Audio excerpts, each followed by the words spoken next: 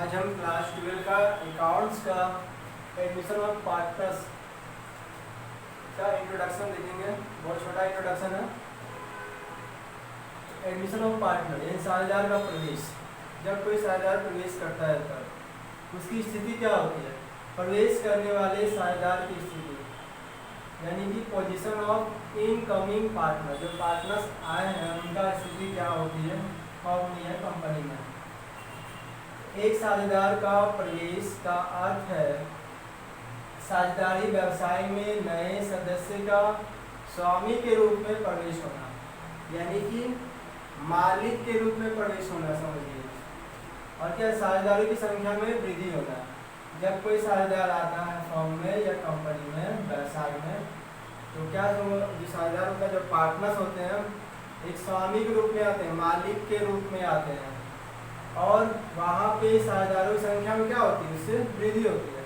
मान लीजिए पहले 4 सदस्य थे, अब एक और आ गया तो 5 हो गया, बढ़ गया अपना। तो क्या समझे इसमें? एक साझेदार का प्रवेश का अर्थ है साझेदारी व्यवसाय में नए सदस्य का स्वामी के रूप में प्रवेश होना, यानी मालिक के रूप में प्रवेश हो रहा है और साझेदारी की संख्या में वृद्धि होना।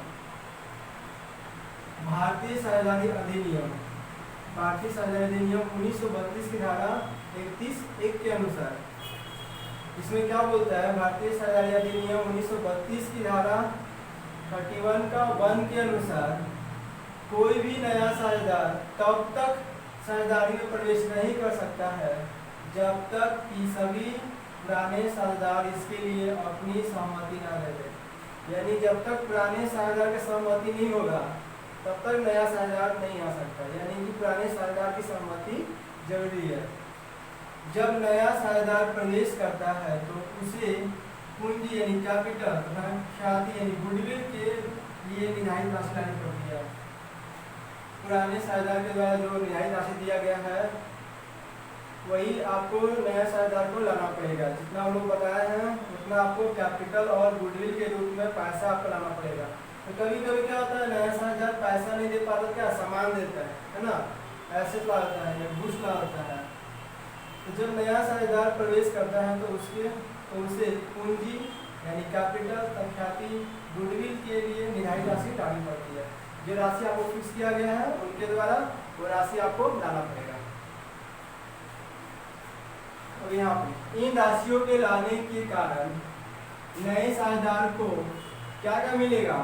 जब ये पैसा लेके आएगा, जब कैपिटल का और गुडविल का जब पैसा लेके आएगा तो इसको क्या क्या अधिकार मिलेगा? देखिए पहला तो फर्म की संपत्तियों में हिस्सा लेने का अधिकार प्राप्त हो जाता है। फर्म की जो संपत्ति है, जो एसेट है, उसमें आपका हिस्सा लेने का अधिकार प्राप्त हो जाता है पहला। दूसरा क्या हो गया, वह व्यवसाय के लाभ में भी हिस्सा पाने का अधिकार होता है। जो बिजनेस में जो प्रॉफिट हो रहा है उसमें भी आपका क्या होगा, वो हिस्सा लेने का अधिकार प्राप्त हो जाता है। कब? जब ये दोनों जमा करेगा तब।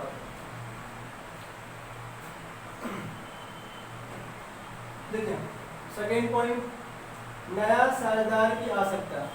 Needs for admission of new partners. Needs for admission of a new partners. नया पार्टनर्स की आवश्यकता क्यों होती है? देखिए पहला क्या होगा, जब व्यवसाय के विस्तार के लिए अधिक पूंजी की आवश्यकता हो, यानी कि जब बिजनेस को बड़ा करना है तो पैसा चाहिए। अब पैसा कहाँ से आएगा? तो किसी नए पार्टनर्स को लाना पड़ेगा। तो जब व्यवसाय के विस्तार के लिए अधिक पूंजी की आवश्यकता हो, पहला ही पॉइंट है, जब आपको बिजनेस को बड़ा करना है इसलिए आप नया पार्टनर्स ला रहे हैं। दूसरा, जब व्यवसाय के लिए यानी बिजनेस के लिए किसी योग्य एवं अनुभवी व्यक्ति की आवश्यकता हो, मतलब उस बिजनेस में हमको लगता है कि किसी योग्य और अनुभवी व्यक्ति की आवश्यकता है तो हम क्या करेंगे, वैसे व्यक्ति को साझेदार के रूप में लेंगे। तीसरा, किसी प्रभावशाली और विख्यात व्यक्ति को साक्षी यानी कि साझेदार बनाकर व्यापार की ख्याति यानी गुडविल और प्रतिष्ठा में वृद्धि के लिए आप अपने बिजनेस में मान लीजिए या क्या बोला, विख्यात व्यक्ति बोला है, उसको पार्टनर्स बना रहे हैं। मान लीजिए आप अंबानी को पार्टनर्स बना देते हैं तो क्या होगा, आपका बिजनेस का जो गुडविल है ना ऑटोमेटिक बढ़ जाएगा, है ना। तीसरा, चौथा देखते हैं लोग किसी योग्य कर्मचारी को प्रोत्साहित करने के लिए साझेदार बना लिया जाए। आपके यहाँ पे जो कर्मचारी काम कर रहे हैं, अगर वो अच्छा काम कर रहे हैं तो उनको क्या करना है, उसको प्रोत्साहित करने के लिए प्रमोट कर दिया आप उनको। चलो भाई अभी तो मेरे अंदर काम कर रहा था, अब मेरे साथ मिल के काम करो, है ना। अब क्या तुमको पार्टनर बना लेते हैं, तुमको पार्टनर बना लिए हैं, तुम मेरे साथ मिल के काम करो। तीसरा पॉइंट आपको यहाँ लाइटिंग में नहीं दिखता होगा, इसको हम नीचे लिख दे रहे हैं।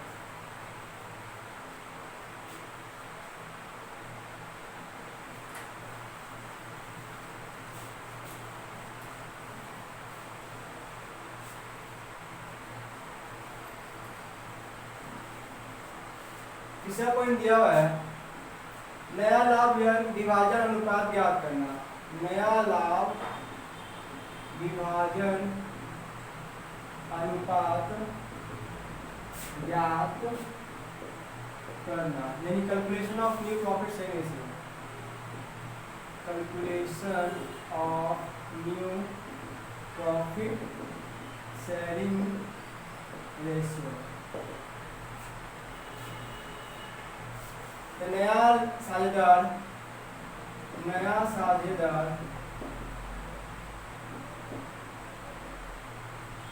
लाभ का अपना हिस्सा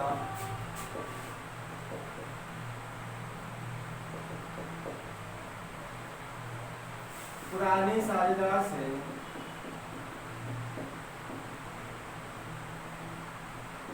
दारों से प्राप्त करता है, जिससे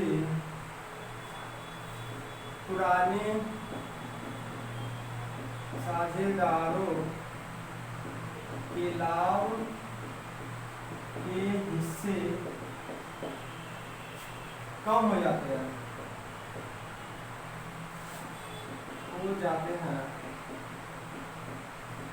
अतः नए लाभ विभाजन अनुपात ज्ञात करने पड़ते हैं। यानी कि हर पॉइंट बोल रहा है जब कोई नया साझेदार आता है क्या होता है, नया लाभ विभाजन अनुपात ज्ञात करना होता है।